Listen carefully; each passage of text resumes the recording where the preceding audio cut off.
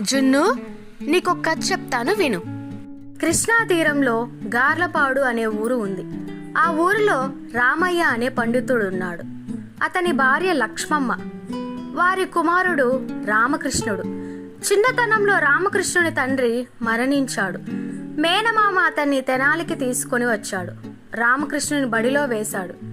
రామకృష్ణుడు చదువుకునేవాడు కాదు, బడికి పోయేవాడు కాదు. పొద్దున్నే ఇంటి నుండి బయలుదేరి అటూ ఇటూ తిరిగేవాడు. సాయంత్రం ఇంటికి చేరేవాడు. చదువు లేదు, అల్లరి ఎక్కువే. పెద్దవాడవుతున్నాడు.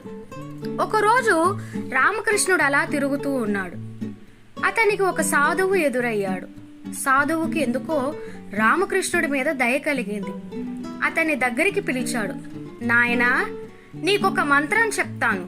కాళికాదేవి గుడికి వెళ్ళు. అక్కడ అమ్మవారిని పూజించు. ఈ మంత్రం జపించు, నీకు మేలు కలుగుతుంది అని చెప్పాడు. రామకృష్ణుడు మంత్రం నేర్చుకున్నాడు. ఆ మంత్రాన్ని పరీక్షించాలనుకున్నాడు.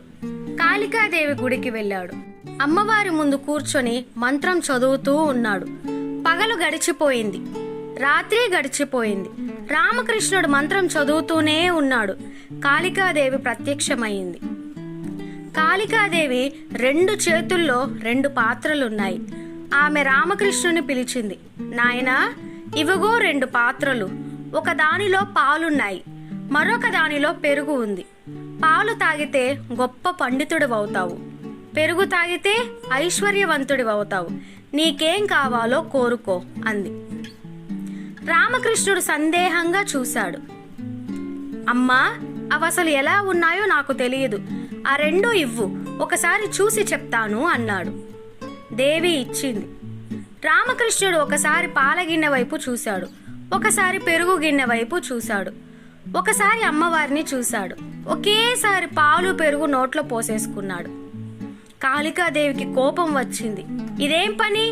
నీవు వికట కవి అవుతావు, పో అంది. రామకృష్ణుడు దేవి కాళ్లపై పడ్డాడు. క్షమించమన్నాడు. ధనం లేని పాండిత్యం, పాండిత్యం లేని ధనం 2 వ్యర్థమే.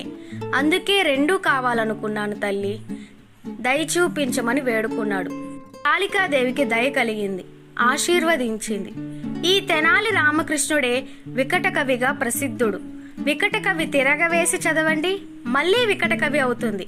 రామకృష్ణుడు రాయలవారి ఆస్థానంలో చేరాడు. అష్టదిగ్గజాలలో ఒకడయ్యాడు. గొప్ప కావ్యాలు రాశాడు. తెనాలి రామకృష్ణుడన్నా రామలింగడన్నా ఒకరే. మునుముందు మరెన్నో తెనాలి రామకృష్ణ కథల గురించి తెలుసుకుందాం. మన తెనాలి రామలింగ కోసం ఒక్క లైక్ ఇచ్చేయండి. ఇలాంటి మరెన్నో వీడియోస్ కోసం వెంటనే సబ్స్క్రైబ్ చేసుకోండి.